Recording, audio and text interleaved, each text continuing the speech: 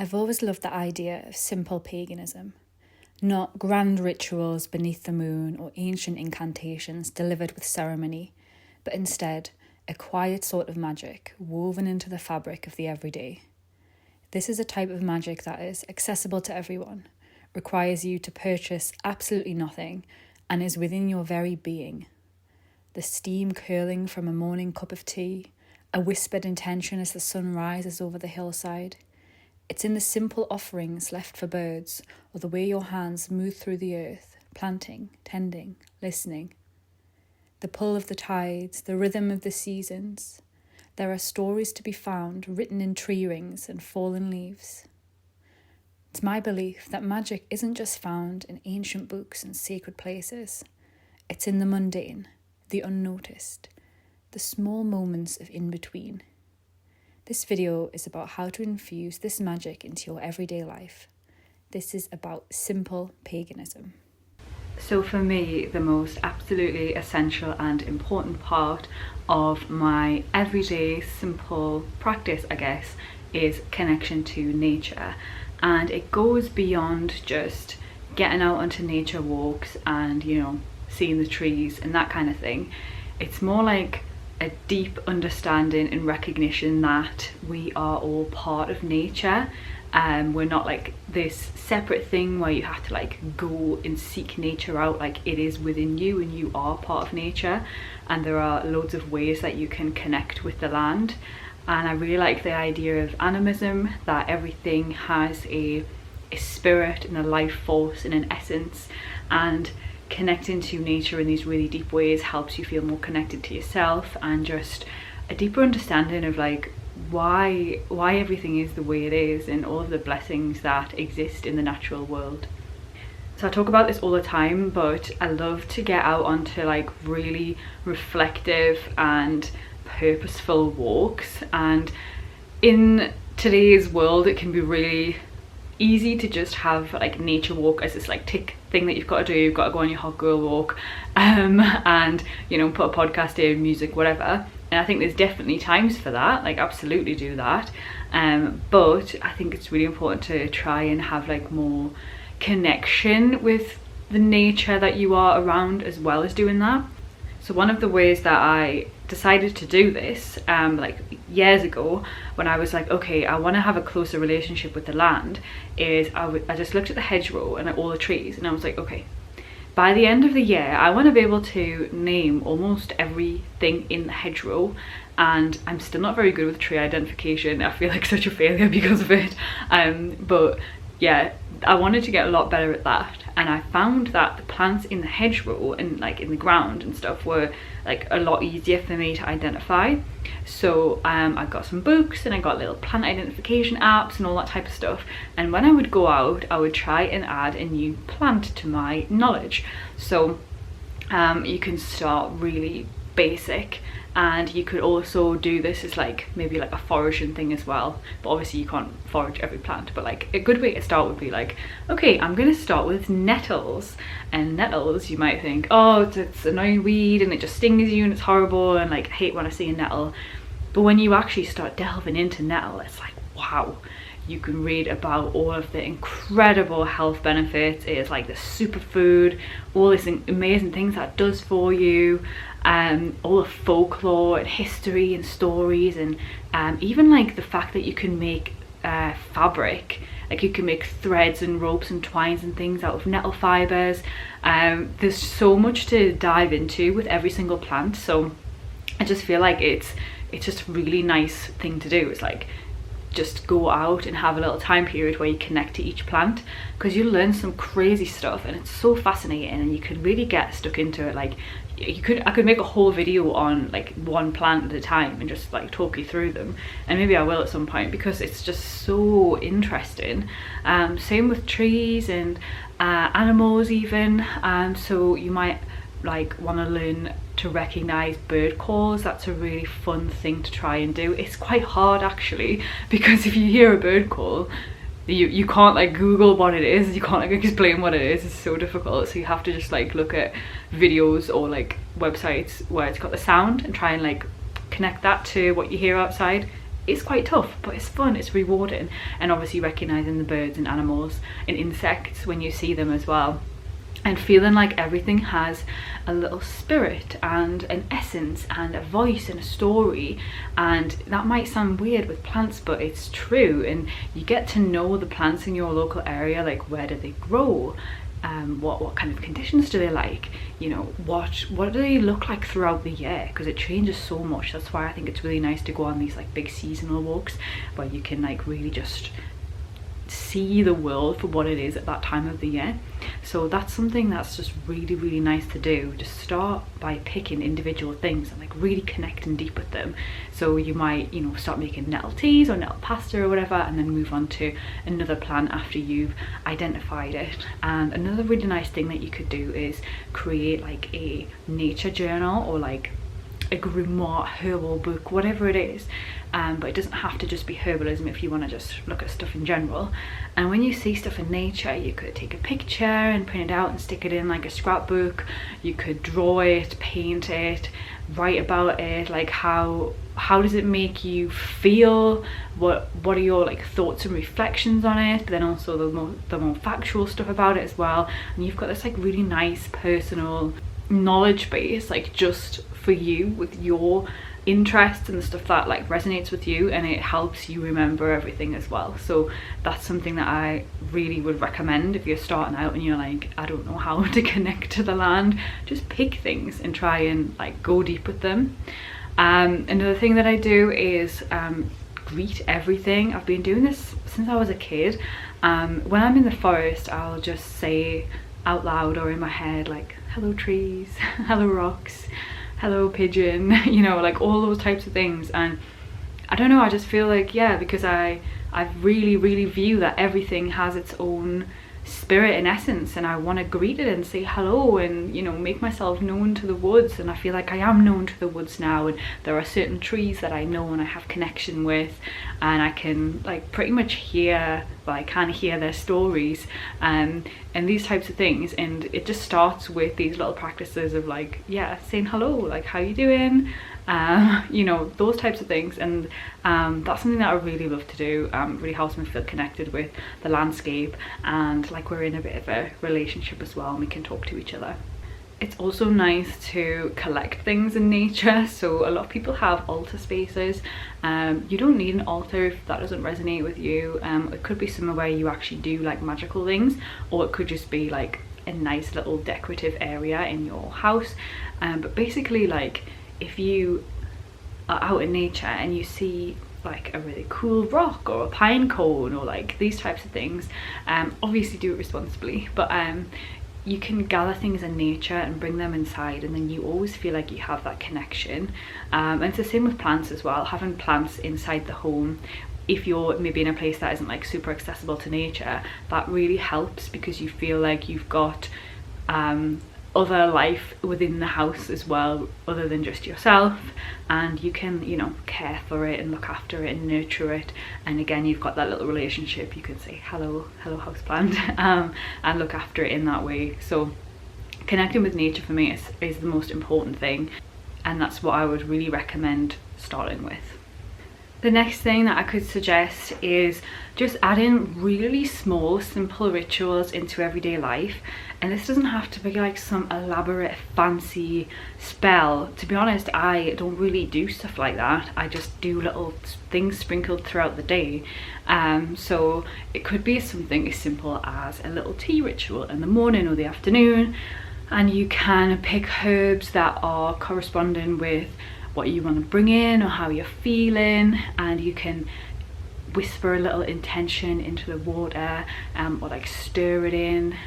These little types of things you can do. You could also add things into your like getting ready routine. So like when you're moisturizing or putting your makeup on or whatever, maybe you want to like draw a little sigil, or even just like a little heart, and just set an intention into the stuff that you're doing.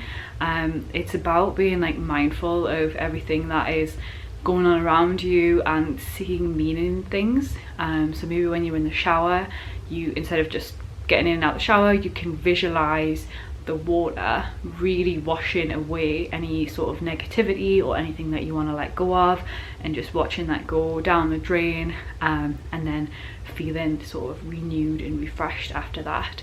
But I think you can add these little tiny routines into daily life without it being overwhelming, because you don't want it to feel like this is some chore that you have to do every day.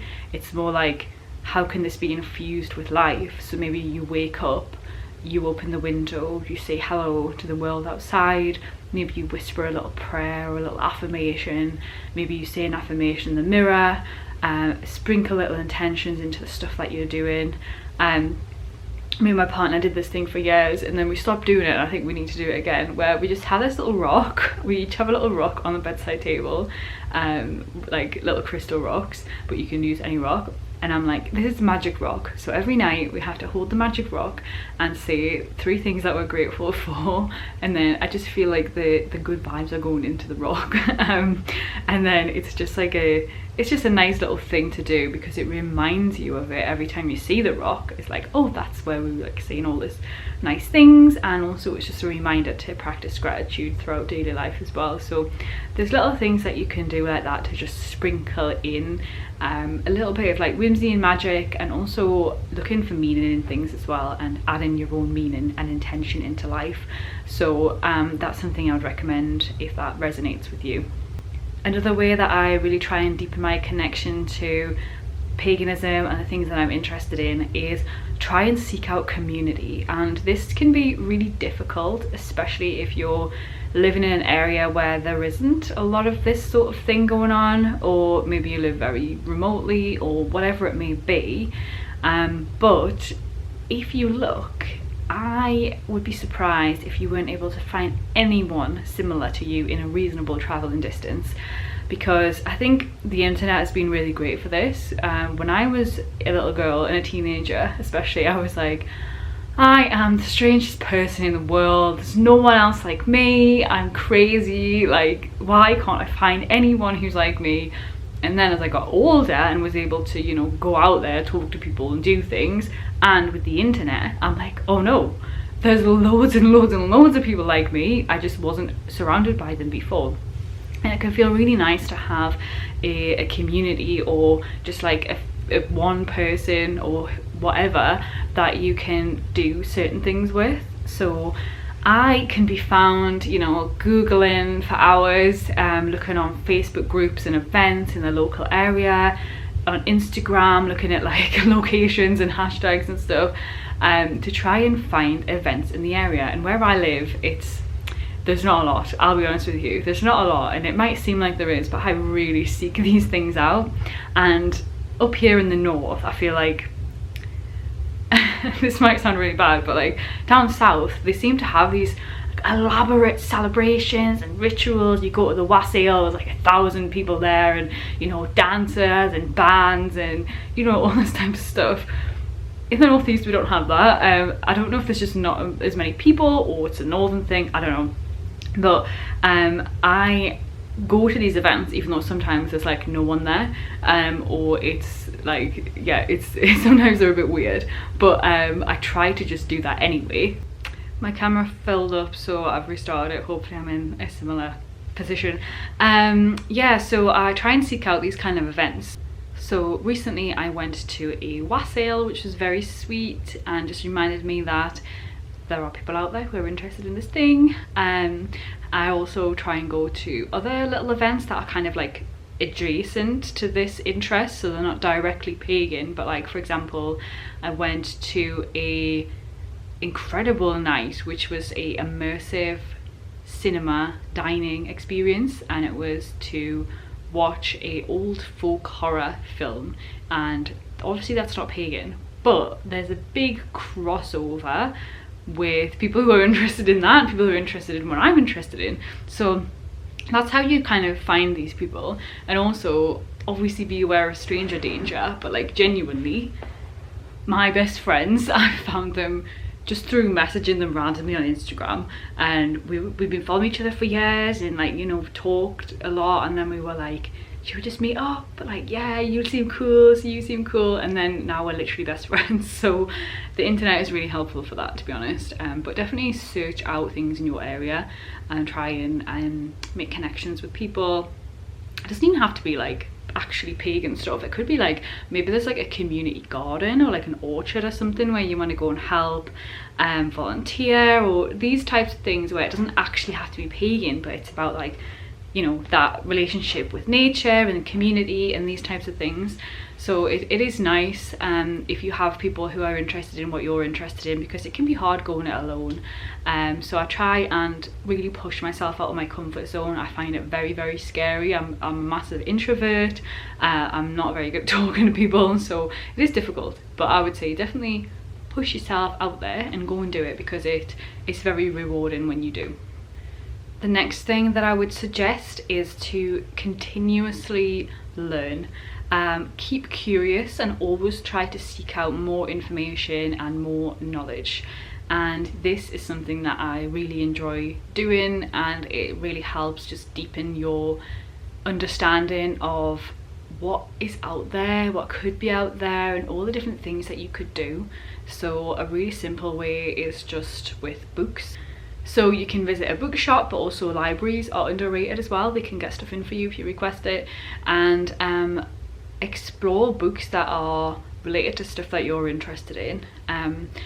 So I like history. I love history, so often I like to investigate like the history of magic and the history of like herbalism. So I'm fascinated by like Anglo-Saxon medical manuscripts, all these kinds of things. So I love delving into history, and I love exploring, like, a lot of people do these books where they're kind of like nature and history writing combined, where they just like go on a big walk through the UK or something and like explore different things. I love those types of books, just digging into stuff like that. And then there's like ones that are directly about like witchcraft and stuff, but I try not to limit myself to like one specific thing. So I might read something on like Icelandic plant magic, I might read something more on like Eastern philosophy, all sorts of things, because there's wisdom to be found in so many places. So I follow what I'm interested in, but try and like broaden it as well, and just get a really good understanding of a lot of different philosophies and spiritualities that are out there. And you can also do this through watching stuff or listening to stuff. So there are loads of documentaries out there, loads of really interesting ones on all different elements of history and spirituality and these kinds of things, and also non-fiction. Like, non-fiction's fun. I love watching like fantasy or reading fantasy, because it reminds me of the magic and whimsy in the world, even though it's not a real world.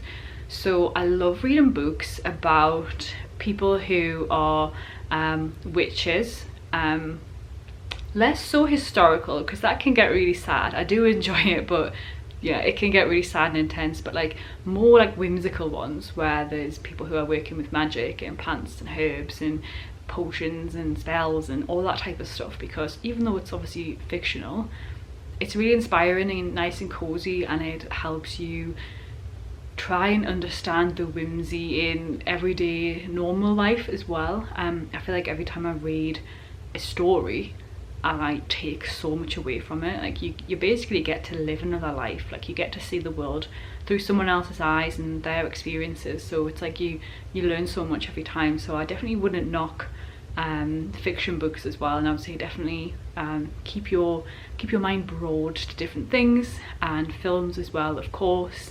And then there are loads of wonderful podcasts out there, YouTube videos obviously, and yeah, asking people, talking to people, that community that I talked about, asking people about their practice and what they're interested in, and trying to learn new things.